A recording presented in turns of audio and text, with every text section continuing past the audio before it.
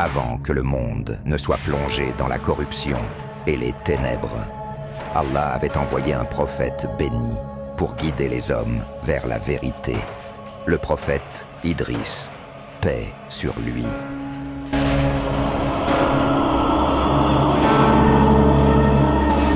Idriss était un homme d'une grande sagesse et d'une foi inébranlable. Il fut le premier à écrire avec la plume et enseigna aux hommes les sciences et l'art de la couture. Il appelait les gens à adorer un Dieu unique et à se détourner de l'adoration des idoles. Grâce à sa guidance, de nombreux croyants marchaient sur le droit chemin. Cependant, après sa disparition, les générations suivantes oublièrent son enseignement. Lentement, l'humanité sombra dans le péché et l'injustice.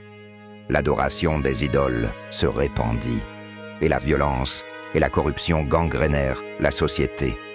Allah, dans sa sagesse infinie, envoya alors un autre prophète pour ramener les hommes à la lumière. Le prophète Nour, paix sur lui. Nour était le fils de Lamech et le petit-fils de Méthusalem. Il grandit dans un monde rempli d'injustice, mais son cœur était pur et sa foi inébranlable. Il reçut la mission divine d'appeler son peuple à revenir vers l'adoration d'Allah l'unique. Pendant des siècles, il prêcha avec patience et bienveillance, mais la majorité de son peuple rejeta son message. Les chefs de son époque se moquaient de lui et l'accusaient de folie.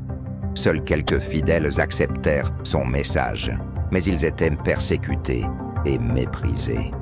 Malgré les épreuves, Nour persista dans son appel, suppliant son peuple de se repentir avant que le châtiment divin ne s'abatte sur eux. Après des siècles de rejet et de mécréance, Allah révéla à Nour une nouvelle mission.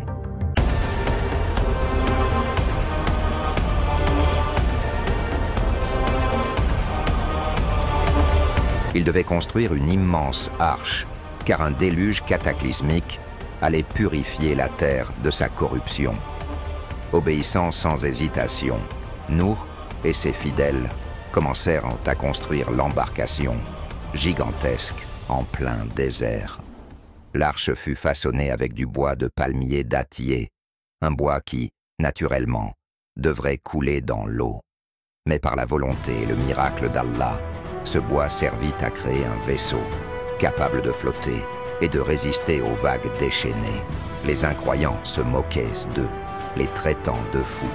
Lorsque l'arche fut achevée, Allah ordonna à Nour d'y faire monter un couple de chaque espèce animale, ainsi que ses partisans. Les cieux s'assombrirent et les premiers éclairs déchirèrent le ciel. Soudain, la terre trembla et libéra d'immenses torrents d'eau, tandis que le ciel déversait une pluie battante. Le peuple qui s'était moqué de nous paniqua, cherchant refuge, mais il était trop tard. Les eaux montaient rapidement, submergeant tout sur leur passage. Nous, pleins d'amour et de désespoir, aperçut son fils, qui refusait toujours d'embarquer. Il l'implora, « Ô mon fils, monte avec nous et ne sois pas parmi les mécréants. » Mais son fils, aveuglé par son orgueil, refusa et répondit, « Je chercherai refuge sur une montagne, elle me sauvera de l'eau. » Nour répliqua, la voix brisée, « Aujourd'hui, il n'y a aucun refuge contre le décret d'Allah, sauf pour ceux à qui il accorde sa miséricorde. » À cet instant, une vague gigantesque s'éleva et engloutit son fils sous ses yeux. Le cœur déchiré, Nour accepta la volonté divine, comprenant que seul Allah détient le pouvoir de guider les cœurs. Le déluge dura 40 jours et 40 nuits, anéantissant toute trace de corruption. Lorsque les eaux commencèrent enfin à se retirer, l'arche vint s'échouer sur le mont Judi le 10e jour du mois de Muharram. Allah ordonna alors à la terre d'absorber l'eau et au ciel d'arrêter la pluie. Le monde était désormais purifié. Nour et ses fidèles descendirent de l'arche, posant le pied sur une terre nouvelle. Ils tombèrent en prosternation, remerciant Allah pour leur salut. Le prophète Nouh leva les mains vers le ciel et pria « Ô Allah, pardonne à mon peuple et guide-le vers la droiture. » Ainsi commença un nouveau chapitre pour l'humanité, une seconde chance bâtie sur la foi et la gratitude envers le Créateur. L'histoire de Nouh demeure un rappel puissant. La patience, la persévérance et la foi en Allah triomphent toujours du mal.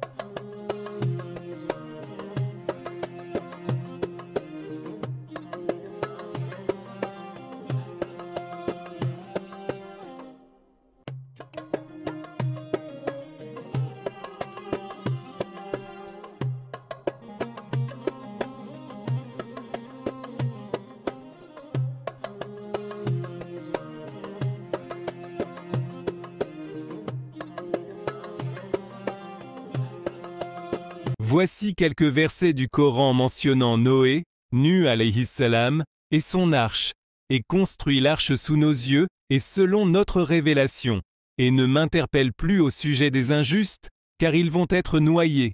Sourate Hud. Ensuite, il fut dit, ô Noé, débarque avec notre paix et nos bénédictions sur toi, et sur des communautés issues de ceux qui sont avec toi. Sourate Hud. Ensuite, et elle vogua avec eux, au milieu des vagues, telles des montagnes. Et Noé appela son fils, qui restait à l'écart. « Ô mon fils, monte avec nous, et ne sois pas avec les mécréants. » Il répondit, « Je vais me réfugier sur un mont qui me protégera de l'eau. » Noé lui dit, « Il n'y a aujourd'hui aucun protecteur contre l'ordre d'Allah, sauf pour celui à qui il fait miséricorde. » Et les vagues s'interposèrent entre eux, et il fut du nombre des noyés. Sourate Hud.